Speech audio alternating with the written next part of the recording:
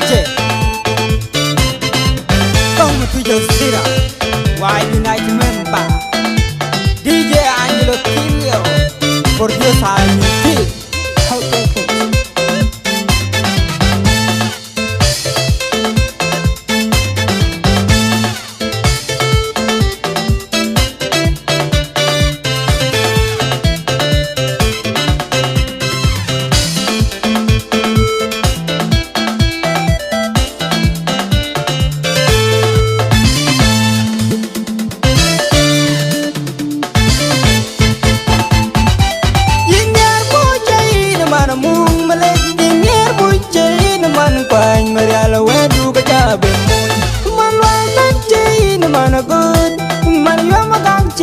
mana yo pun dang du ka cha be moy keng gi cha de ran nga ring ting ba ga ba ga nyin ti tu ga nyan chin de gin ting ba ga ba ga a cha la ga wa ring ni to war mama bung du da kol ma ba ye go chin ga le mama bung do we da na man ngar banda adwala shara cho in mi to war ka de jab dalla ka bi ge abi Ranu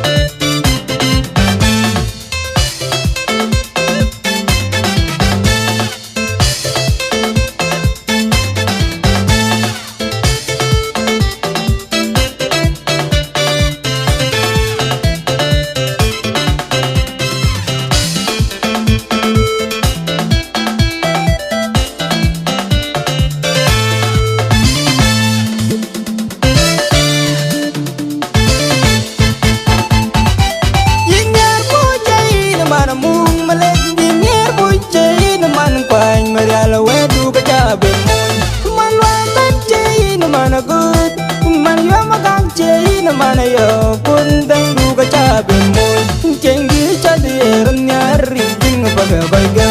nyin ti tu ga nyan chin be gin ting ba ga ba ga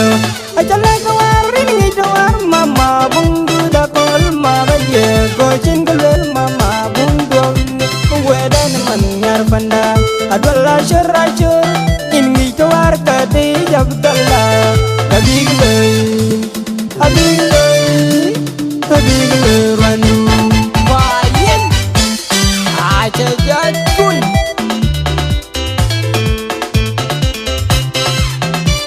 Wayan aja mempa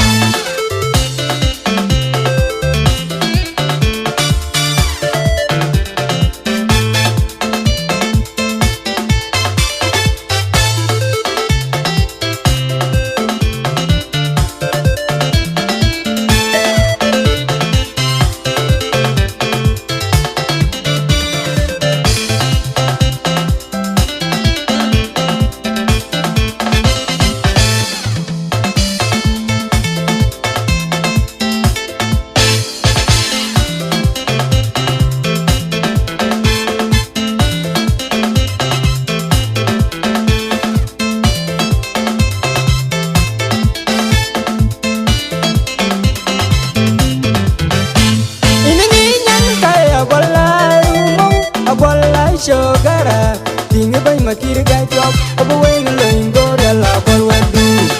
payo akwal ayo go mora ro monte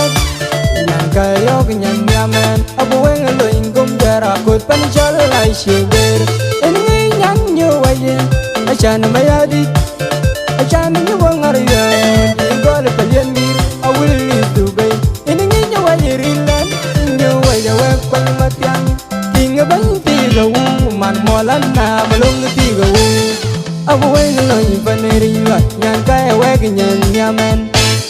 kengi cha de ron nyar rin ting ba ga kai ga nyan chi to nyan chi be gin ting ba ga kai ga hi habib ti ron ngom nin ting ba ga kai ga nyan chi to nyan chi be gin ting ba gin chi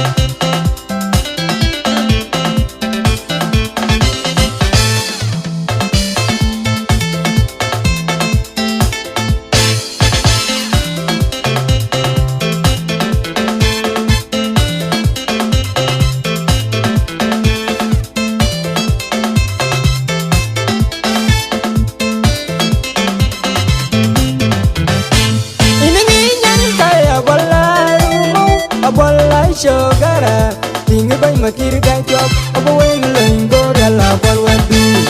quay qual ayo có máu ra rồi món tết nhàn cái yo cái nhàn nhà men ông quên lên cũng giờ ra cột pan chal lại xì bê em nghĩ nhắn như vậy ai chán mấy ai đi ai chán như vong hari thì có được liền đi I will live to be em nghĩ như vậy ri lên như vậy để quay quanh mặt yang kinh bánh tiga man molan na malong tiga aku weng loy panerin wa nyan kai weng nyan nyamen yang di chat yeron nyar rinting paga kai gau nyan chi tu nyan chi be ginting paga kai gau i habib ti yeron ngom rinting paga kai gau nyan chi tu nyan chi be